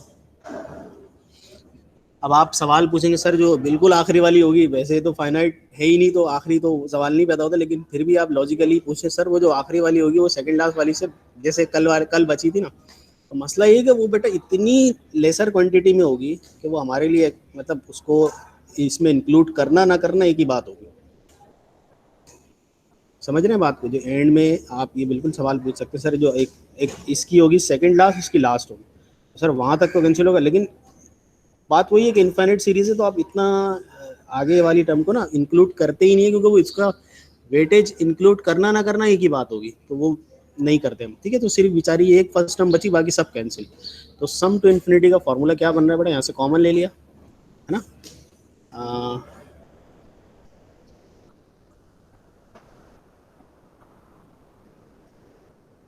माइनस करने से या माइनस आएगा -1 माइनस ए। अच्छा इसमें जब मैं इसको यहाँ लेकर आऊँगा सम टू इन्फिनिटी, तो ये होगा -a और डिवाइड में माइनस में इसमें से भी कॉमन ले लेता हूँ बेटा, तो 1 - r, और ये मेरा फॉर्मूला बना sum to infinite terms is equal to, ये फॉर्मूला बना मेरा a/1 - r। अच्छा ऑब्वियसली ये 1 - r भी इस बात को शो कर रहा है कि कॉमन रेशियो 1 से कम ही होगा तभी सम निकल सकेगा, अदरवाइज नहीं निकल सकेगा। सही है ना बेटा, आप इस बात को ज़रा समझें और गौर करें कि फॉर्मूला ही ऐसे एडजस्ट हुआ है कि if common ratio is less than 1, यानी 1 - r इसी बात को शो करता है ना। फिजा जो हम प्रीवियस वाले में डिस्कस कर रहे थे, हम कोशिश करते थे कि 1 - r की पावर n वाले में लेस वाली जो लेस देन 1 वाले सवाल है वो जिनका कॉमन रेशियो 1 से कम है वाले लगाए। अच्छा अब यहाँ देखिएगा बेटा, सम टू इनफाइनाइट बोला है, इन्फिनिटी तक इस टर्म्स को सम अप करें। 1/5 जिसकी पहली टर्म है और कॉमन रेशियो बेटा second term divide by first term करके मैंने निकाला, तो 1/3 आ रहा है। तो बस इसमें दो ही चीज़ें रिक्वायर्ड है। इस फॉर्मूले की सबसे जो मुझे अच्छी बात लगती है ना, कोई एन वैन और कुछ किसी चीज़ की ज़रूरत नहीं है, आप सिर्फ ए और आर निकाल लें और आपका आंसर। ये मैंने निकाला बेटा, इसका आंसर कैलकुलेट कीजिएगा कितना बन रहा है फाइनल, 1/5 बन रहा है और यहाँ पर 2/3 ना, 2/3 एंड देन फाइनली कितना बन रहा है बेटा बताओ, 1/5 है 3/2 और 3/10 आगे आंसर समझ में आया बेटा कुछ थोड़ा बहुत। अभी टाइम इतना है नहीं, जितनी पॉसिबल मेरे पास वो होगी, जितने क्वेश्चंस पॉसिबल होंगे वो कर लेंगे, वरना फिर बाकी इसके जो सवाल है रह जाएंगे वो कल करेंगे। ये सवाल जो बेटा मैंने सम निकाला है साहब, वेरी गुड क्वेश्चन, और इसका मैं इंतज़ार कर रहा था इस सवाल का कि ये सवाल किसी ने पूछा ही नहीं अभी तक। मैं उसी का जवाब पहले दे चुका हूँ साहब। देखो तुम गौर करो कि इसकी इस एग्जाम्पल को ज़रा गौर कीजिएगा साहब, एंड बाकी स्टूडेंट भी। ये जो डिक्रीजिंग है ना बेटा, डिक्रीजिंग में क्या हो रहा है, ये -1/2 1/4 1/8 होगा, फिर यानी नंबर्स डिक्रीज हो रहे हैं। आप इसमें गौर करो, 1/64 हमारे लिए बहुत कम है, और आप जब इसको इन्फिनिटी पे लेके जाओगे तो ये ऐसे हो जाएगा जैसे जैसे आप इसको ऐड कर रहे हो या नहीं कर रहे, बिल्कुल बेकार है। यानी उसको सीरीज में ऐड करना ना करना एक ही बात होगी, समझ रहे हो साहब। इस वजह से हाँ almost zero but not equal to zero, ये याद रखना। ऐसे भी ये नहीं कंफ्यूजिंग सवाल भी आपके सामने हो सकते हैं। आपको बोले कि भाई इनफाइनाइट जीपी तो पढ़ ली बहुत अच्छी, आप ये बताओ ज़रा 1/10 1/100 1/1000 ये नंबर कभी यानी ये जीरो को क्या इसमें कोई टर्म जीरो को आएगी या नहीं? इसका जवाब है नहीं, कभी भी नहीं, कभी भी नहीं। ये जीरो को अप्रोच जरूर करेगा लेकिन जीरो नहीं आएगा कभी भी इसमें। सही है बेटा?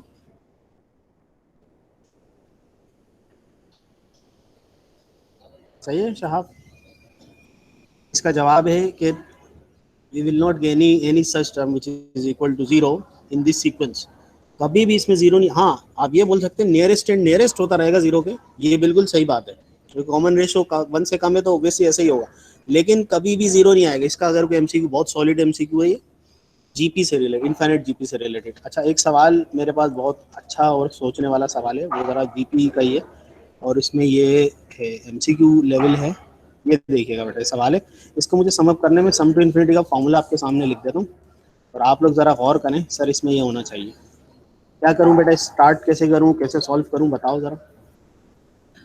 बेसिस आर सेम, मल्टीप्लाई हो रहे हैं तो basis are same, power sum up हो जाएंगी या नहीं?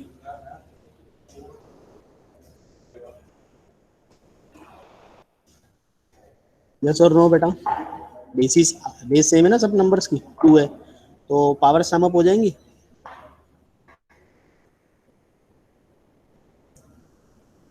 यस, ज़बरदस्त। तो ये हो गया पावर्स का सम, 1/2, 1/4, 1/88, ये आगे चलता रहेगा इस तरह। अब मुझे बताइएगा कि ये जो पावर है, क्या पावर इनफाइनाइट जीपी है? यस और नो? पावर्स जो है भाई, जीपी तो कहीं भी बन जाए ना, इसमें क्या, हमें क्या मसला है भाई, कहीं भी बने उसकी मर्जी, लेकिन हमारा काम है उसको समअप करना बेटा, है ना? हाँ, डिक्रीजिंग में, यस यस, और ये डिक्रीज ही कर रही है ऑब्वियसली, इसका कॉमन रेशियो हाफ है और फर्स्ट टर्म हाफ है।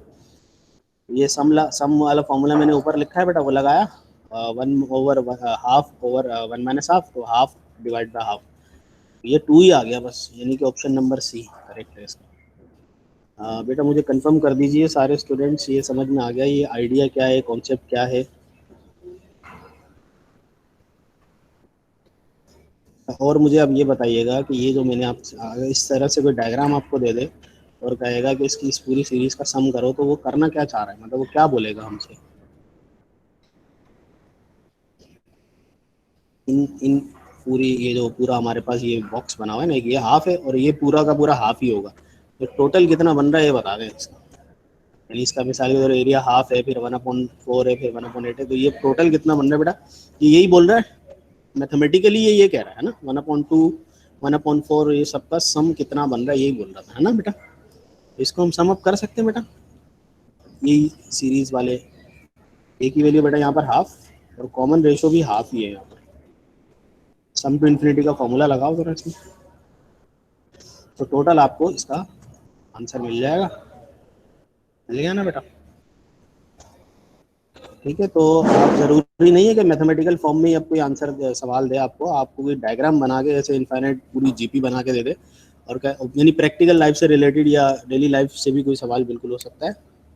पूरा स्क्वायर मांग रहा है जी, तो इसका हाफ है, इसका क्वार्टर है, फिर इस तरह 1/8 ये बढ़ता रहेगा, तो टोटल आप, मैंने जैसे कहा था ना बेटा, इसकी लेंथ है 1, इसकी 1 है, तो 1 × 1 कितना बना, area of the square, total area square 1 × 1 1 ही बना ना, देखो 1 ही आ रहा है। समझ में आई बात बेटा? अच्छा, अब वैसे सवाल तो इसमें बहुत सारे हैं मेरे पास, लेकिन अभी वो सवाल करूंगा ना मैं, टाइम मेरा वो हो जाएगा सारा ना, 5 मिनट है।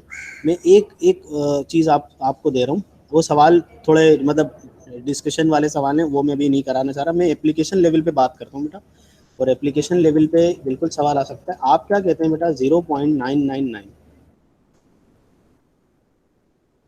ये इनफाइनाइट तक जा रहा है, क्या ये 1 के इक्वल है, यस और नो? अगर हाँ तो कैसे, और अगर नहीं तो फिर इसमें कुछ सवाल दूंगा, वो खुदा के लिए कर लीजिएगा बेटा। कन्वर्जेंट है, कन्वर्जेंट है, ठीक, कॉन्ग्रुएंट, कॉन्ग्रुएंट पर डे। मैं इसको मिला दूं बेटा अपने टॉपिक से, देखो 0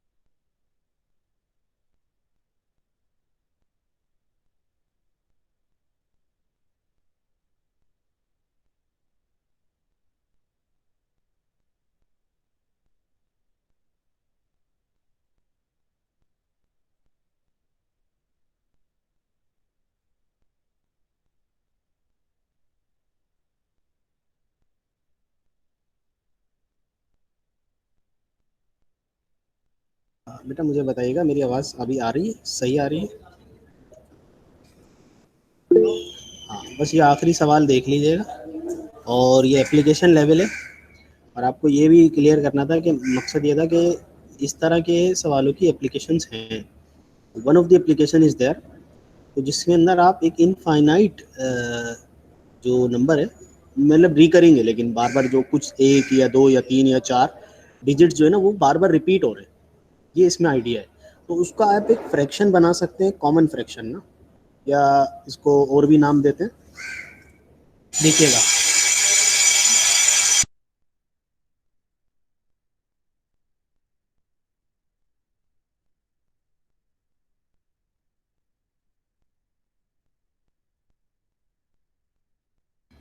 इसमें काम बस यही करना है कि आपने इसको ब्रेक किया बेटा, ब्रेक इस तरह से कि जो जितना आपका पोर्शन रिपीट हो रहा है, जैसे आप 0.9 उसको अलग अलग कर देना है आपको। या अगर जैसे 0.12 होता है तो 0.12, फिर 0.0012, फिर 0.40 के बाद 12, इस तरह से बस वो जितना रिपीटिंग नंबर है ना वो अलग करने हैं, बस ये मकसद है। ये जीपी बन गई बेटा इनफाइनाइट, ए की वैल्यू 0.9 है और आर जो है वो 0.1 है। बस इसको समअप करना है, 0.9 और डिवाइड में बेटा 1 माइनस 0.1, और ये मेरा आंसर। ये 0.9 बना बेटा, है ना? और दोनों को कैंसिल कर दो बेटा, कितना बना आंसर? 1 बना। अब क्या कहते हैं, ये दोनों इक्वल हुए या नहीं? यस बेटा, 0.991, हाँ। अच्छा, फिर भी कुछ मैथमेटिशियंस इसको कंट्राडिक्ट कर दें, उनके अपने रीजंस हैं कि भाई 0.99 आप ऐसे 1 के इक्वल नहीं कर सकते, ये इससे आ रहा है, ठीक है। बहरहाल उनके अपने रीजंस हैं, लेकिन मैं इस वजह से आपको बता रहा हूँ कि अगर आपको कहीं ऐसे कोई कहीं लिखा हुआ मिल जाए तो उनके अपने रीजंस हैं मैथमेटिशियंस के, लेकिन हम अपने कोर्स से बात करें, करते हैं।